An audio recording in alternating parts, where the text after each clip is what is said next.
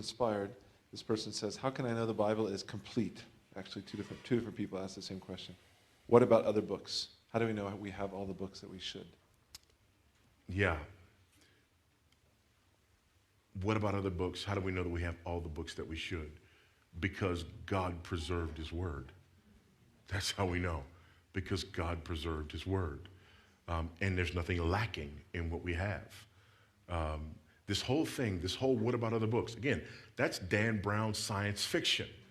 This is new, you know? This is from movies. This is not from research. This is not from history. Again, I mean, it surprises me sometimes. I was watching a video earlier today talking about James White, and one of the gentlemen that he debates frequently, and he frequently debates the best Islamic scholars on planet Earth. And one of the guys that he debates frequently brought up this whole, Constantine, we want these books and not those books, get rid of those books, type thing. And James, and this is his friend, he has friendships with these people. They have friendly debates and going, and he's just going, I can't believe that this guy's doing this. No researcher worth his salt should be doing this because there is no evidence of it. That's fiction.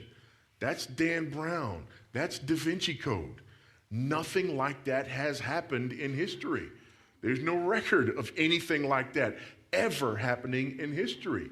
And again, we have do we believe that we have these thousands of manuscripts and portions of manuscripts, and that in the New Testament times, the early church received these documents, received these epistles, received these letters, received these gospels, and that somehow in the midst of all of this, with all of these documents being written by hand and spread out all over the world, that we collected up one stream of them and burned them all. I mean, is that really what we've come to believe? First of all, why? Why? Because guess what?